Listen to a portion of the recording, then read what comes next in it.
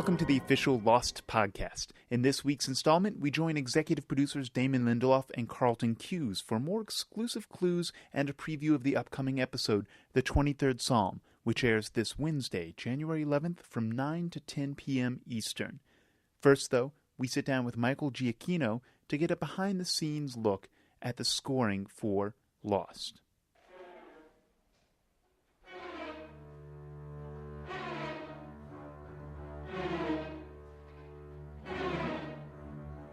The score is often one of the most essential and overlooked elements in film and television, and every good show on television has its own unique score. In fact, within just a few notes, most listeners can identify the show without even being in the same room as the television. The Cosby Show, Desperate Housewives, and of course, Lost. Michael Giacchino is the one responsible for that sound. In addition to Lost, he's also scored other hit projects such as Alias and the feature The Incredibles. We caught up with him just before the scoring of this week's episode, The 23rd Psalm, to discuss the importance of the soundtrack in the storytelling process. There's a story that somebody writes, and then they put it on film in a visual medium. And many times, the visual itself, on its own, can be interpreted millions of different ways. And what happens is music helps direct the audience to which way the director or producer or composer, whoever, wants the emotion read. So that's its most important role, is just to guide you emotionally through the story that's being told. You see that?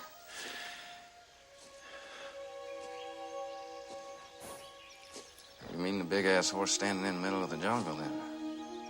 Yeah.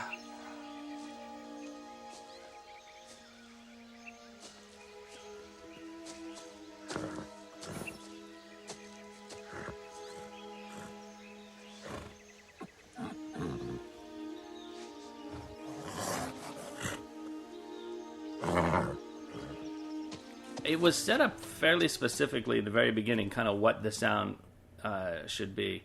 And I wanted it to be, most importantly, just uncomfortable.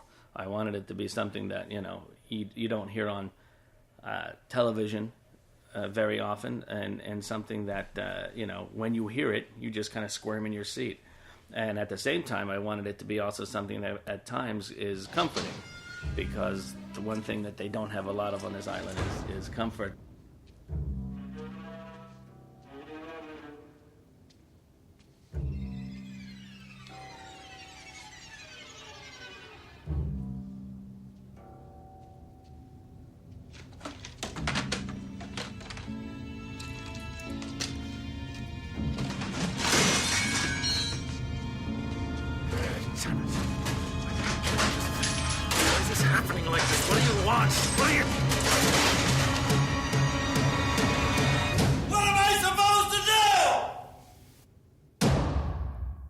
Unlike films, television shows air a new episode every week.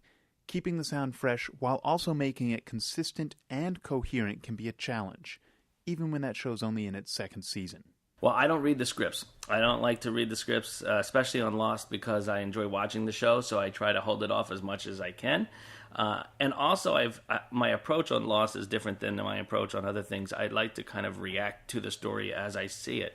So I'll wait till I get the locked tape, and then I won't even watch the whole thing. I'll just watch it scene by scene. And as I come up to scenes that need music, I'll watch them and then I'll write it, not knowing what's going to happen next. Because I felt like the show should have a very kind of reactive feel to the music, just in the same way that the characters are kind of going through this thing and constantly reacting to these new and strange situations. I wanted the music to feel the same way. Every character pretty much has some sort of theme or motif that can be used again and again and develop as the character develops. That's what's really fun. Kate has her own sort of thing that, and they all kind of come into their own on the episodes that is, describing their backstory and talking about them and what they went through prior to the accident. I do think it's also a nice way of keeping it very coherent and tying things together, and it's something you'll catch on to if you watch the show a lot. You'll figure it out. There are different themes that stick with different people.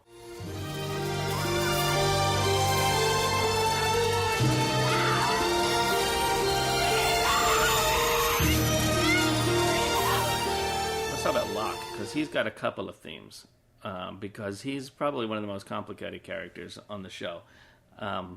He has a theme which is really kind of his life struggle theme. And then he also has the kind of, the tough guy theme, because, in the first couple episodes when he had all his knives and all of those things, and he's really quite a hunter and a tracker.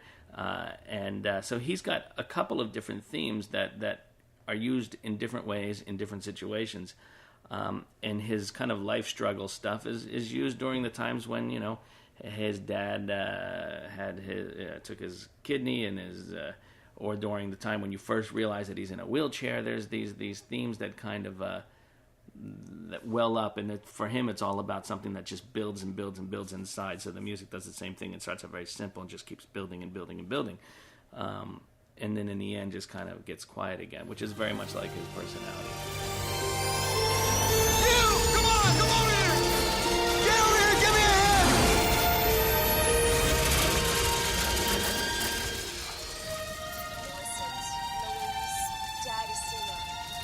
I'm probably extremely lucky to be working on a show with people who just kind of hand the tape over to me and let me be creative as well. And that's what's really fun about working with these guys, because they allow everyone to be creative and do their thing.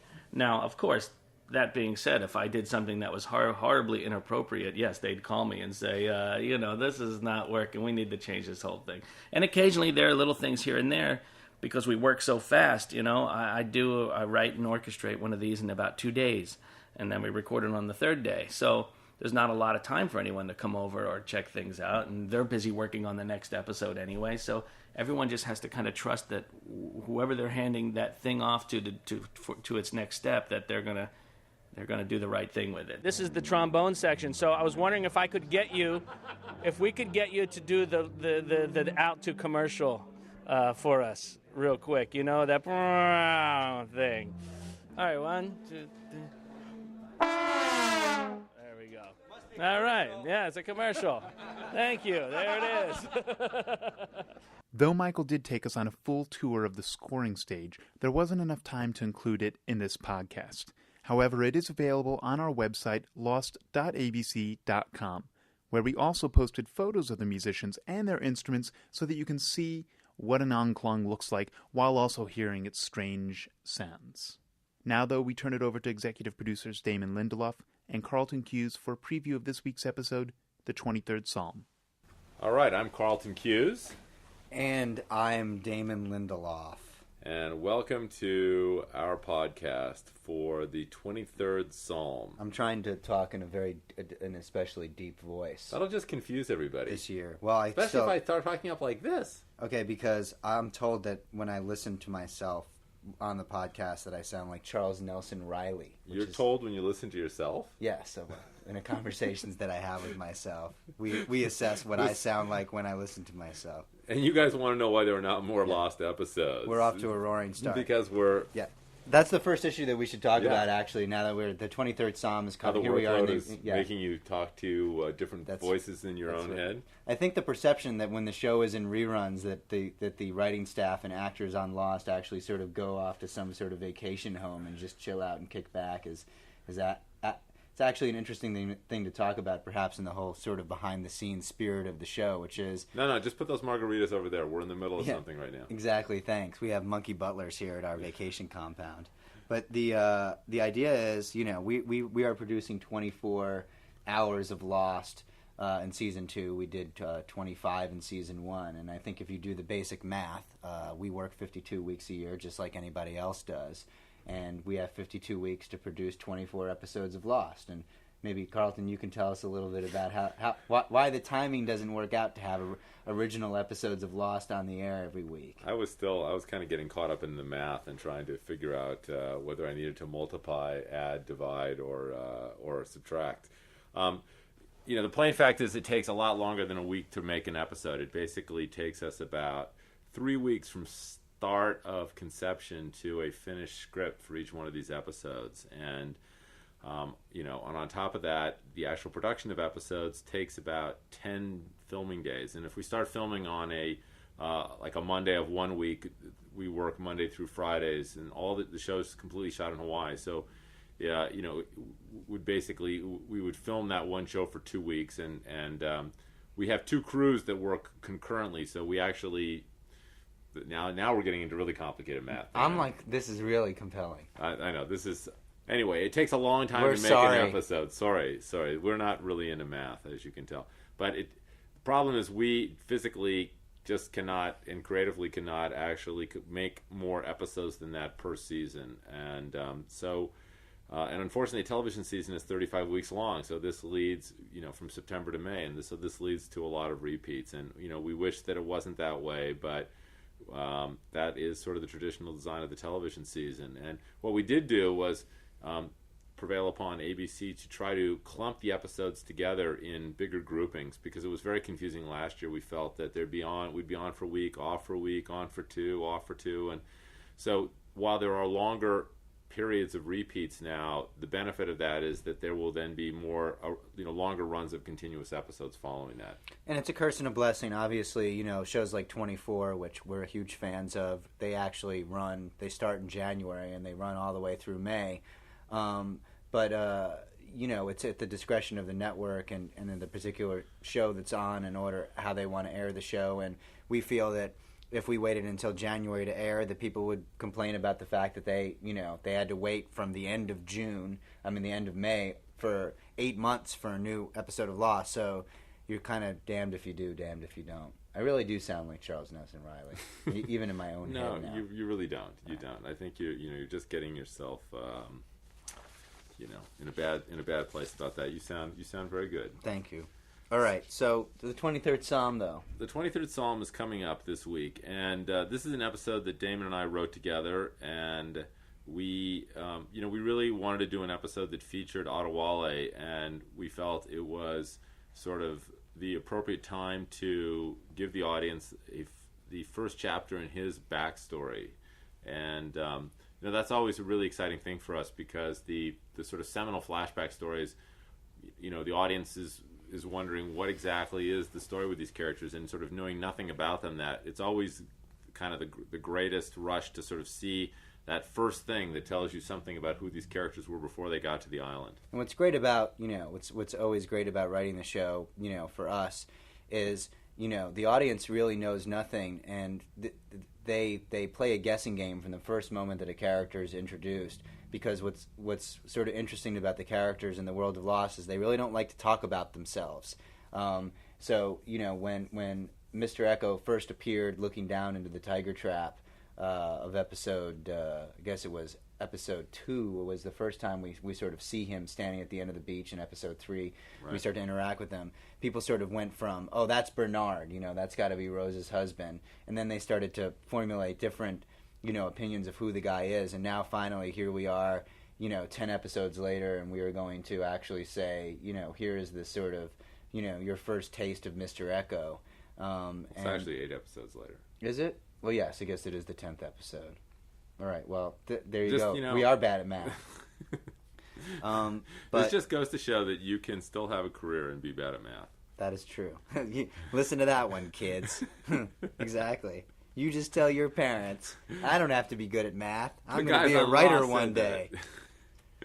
All right. So anyway, and preceding the show is a new clip show, which again is really an effort on the part of the network to. I think they like to call them specials. Specials. Sorry, we don't want to. We wouldn't deign to call it a clip show. Who wants to see one of those? But a special. Lost Revelations. That's good. So you don't sound anything like Charles Nelson Riley. Lost Revelation. Is that what it's called? Revelation? Yeah. I like that. Yeah, okay, cool. Yeah. I'll tune in. Wednesday. 8 o'clock. Lost Revelation. That sounds more like a monster truck show to me. Yeah. Well, it's there is the monster in the show, so that part of it is correct. The monster is back and bigger and badder than ever. So we'll be seeing more of the monster, I guess, in this episode than we've ever seen before. And that was sort of our goal. We sort of felt like we wanted to show you a little bit more about the monster, and add maybe another little piece to the mythology about the monster. And obviously the story that we're sort of telling with Echo is obviously sort of thematically linked to the monster, although for reasons we probably won't be entirely aware of just after tonight's episode. But he is a somewhat mystical and interesting character, and for him to sort of have his first monster experience in much the same way that Locke had his first monster experience way back in Walkabout in Season 1, especially since Locke and Echo are sort of on this sort of very similar path until they decide to go off in different directions. We felt bringing the monster back was a cool idea. And it's funny to think there was a time on the show when all anybody ever wanted to know was what's the monster and what's the story with the monster and when we're going to see the monster again. We sort of found ourselves in the room saying, hey, it's time to bring the monster back. And we realized we'd gone actually 10 episodes into Season 2 without ever doing any stories that involved the monster, which we actually thought was a good thing. I mean, a little bit of monster goes a long way. Yeah. And we'll be learning something about the monster in this episode that there will be more for the fans to sort of intuit about it. I would say that, there is going to be one sequence, very specifically one shot, where, I would get your videotapes, DVD players, DVRs, what have you, ready for that sequence, because hopefully there will be a lot of chatter as to what it means. I think having looked and seen some of the theories about what people think the monster is, this will confirm some people's theories and probably confound other people's. But I think it will add a level of understanding to how the monster functions, but still leaving some of the mystery there. Well, let's see. Should we move on to some questions, Damon? I would love to, Carlton. That's my favorite part of the podcast. I know, it is good. So may I start? I wish you would. Okay, I'd like to answer the question that was posed by Damon is Hot 9000. I know you must be joking. No, right there, right here. See? Where is that? And it's not like that. It's Damon is Hot with 2 T's. So there must be a Damon is Hot with 1 T 9000. And obviously Damon is Hot 1 through 8,999. So I'm sorry about that. You had better be careful when you go out and about town. Just so you know, Damon is married. Yes, and I ironically, or perhaps not so ironically, Damon is Hot 9000 is in fact my wife, Heidi. So, but go ahead and ask the question. So, are you going to be home for dinner tonight? Yeah, exactly. No, I'm at the compound, sweetie, with the monkey butlers. Is there any significance to the music besides that of Michael Cicchino that you play on the show, such as make your own kind of music or outside? Well, yes. I mean, obviously, we pick when we do what are called needle drops on the show, and they're called needle drops. It's sort of an old school way in the TV business of saying any music in the show that is recorded as opposed to something that you're originally generating. The Mama Cass song is something that we picked very specifically, not only because it lyrically felt right, but also knowing what we know about the Hatch. We have certain limitations of exactly what year the records stop in the Hatch, and there's something about Mama Cass's music that is very haunting given her own personal history. But that just felt like the perfect song, and we selected it thusly. But there is some other music coming up in the show over the course of the next couple weeks. You might want to keep your eyes peeled for Geronimo Jackson's audacious debut. Right. They're a band that not a lot of people have heard about. They just pressed one album, very obscure album. I think it was in the mid to late 70s. And we've actually sort of we enjoy sort of kind of finding some and unearthing some songs that are sort of not the types of things that you hear on oldies radio all the time, and that they kind of help us sort of establish the kind of the mood and the setting that in which the kind of period that the Hatch was built. And I don't know, we kind of love there's a certain eeriness to kind of playing that music in context with our show that we really respond to. So I guess that answers the question, and I could have answered it at home, honey, but thanks for asking anyway. Carlton, I would like to ask you a question, if that's sure, okay. Damon. Sure, Damon. This is actually a great question, and one that I've selected specifically for you because of hopefully you will do what I hope you will do when I ask it. The question is asked by NU48MB1516ER2342S. So, if you're out there, it's numbers sort of broken up with 4, 8, 15, 16, 23, 42. Wow. Very sort of clever there. But cool. The question is this, Carlton. Yes. I'm sure you've gotten this before, but why do we see no birds on the island and yet still hear them? Boy, if I had a nickel for every time someone asked me that question. My God. Well, it's actually kind of interesting that, there are no snakes in Hawaii. And the reason there are no snakes in Hawaii is that this is really tangential, but it's going to come back around to this. I think it's interesting. It is interesting. Well, there are no snakes indigenous to Hawaii, and if you ever go to Hawaii, you fill out these agricultural forms that basically make sure that you're declaring everything you bring in, and they have people that inspect planes to make sure that no snakes have snuck up into the wheel wells and everything like that, because snakes can be devastating. And in fact, these brown snakes were released on the island of Guam, and they basically killed the entire bird population of the island of Guam. And they drop down on you out of trees and stuff, which is not cool bite either. You. Yeah. And so, snakes in Hawaii are a real problem. As for birds, they're any kind of time we try to use, animals, wildlife, we are extremely conscious of the environmental consequences of that, and so you can't just have birds in your show. You have to have. If I can interrupt though for a second, Yeah. Carlton, is it an accurate statement to say that we have never seen a bird on the show Lost? No, in fact, haven't we seen a bird? We had the giant bird. That's right. That appeared, when they were trekking In the finale. In the finale from the Black Rock. And what did that bird sound like, Carlton? Hurley, Hurley. That's right. It's the Hurley bird. We call it the Hurley bird. So that is a bird. All this by that entire. You had to sit through that entire snake story just to hear Carlton do his Hurley bird impression, which puts a smile on my face. Although you're probably now looking for the Madonna video. Exactly. You're regretting that you downloaded this, and you're trapped in freeway traffic, and you're thinking, I must go to FM radio right now. Do we have time for any other questions? Maybe one more question. Okay. I'll answer it briefly. That way I can ask you one more. Okay, good. Here we go. This is from John Locke, Mother Ursa, and just cut, baby. Okay. You know who you are Yes. at that point. How many of them can there be? 68. Yeah. When creating the character of John Locke, did you make a point of drawing some of his personal philosophies from the British empiricist philosopher John Locke?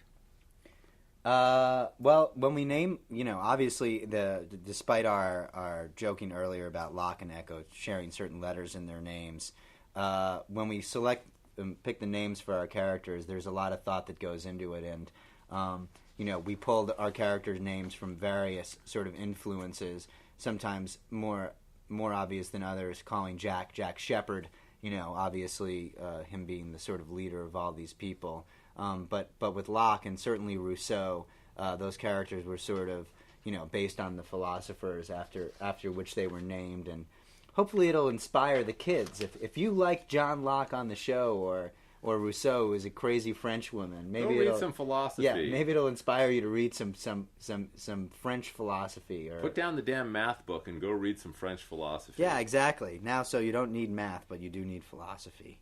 Okay. All right, one last quickie, and then we're out. Okay, I will ask you this one, Carlton.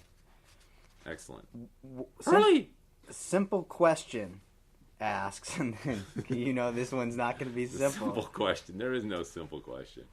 Why did you waste 4 weeks of trying to open the hatch in the first season, and Boone dies in the process, and we come to find out that there's a back door like 20 feet away that really isn't hidden? And if you say that door could only be opened from the inside too, then I would say that it would have been easier to open that door than the actual hatch. You know what? You're right. You're totally Busted. We're completely busted. Busted. And so there only are two conclusions: either we're idiots or the characters are idiots. So just take your pick. No, that hat. The back door is like in the rock face and completely obscured. Like way away from where the other more hatch obscure is. than a hatch that's buried in the ground with a bunch of dirt on it. I guess we think are he's right. busted. We are We're busted, totally yeah. busted. So You know, the problem we is, should have a sound effect when we get busted. Exactly. We need these We need- podcasts to get like. we need like that. We need like William Macy. We need the guy in Seabiscuit. Seabiscuit with all those little Wah, kind of wah, devices. wow. Exactly. You've been busted. All right. Well, you're right. We you know, You nailed us. you nailed us. Anyway, Guilty as charged. we thank you all. We totally appreciate your support, and we will talk to you soon. Bye, Damon. Bye, Carlton. That brings us to the end of our first podcast of the year. Again, be sure to tune in this Wednesday from 9 to 10 p.m. on ABC for the 23rd Psalm. And join us again next week as Damon and Carlton dissect the episode and preview next week's episode. In the meantime, be sure to visit lost.abc.com to submit your own fan questions and check out additional exclusive content, including the full sound tour with Michael Giacchino. As we go out, we leave you with just a taste of the score from the 23rd Psalm.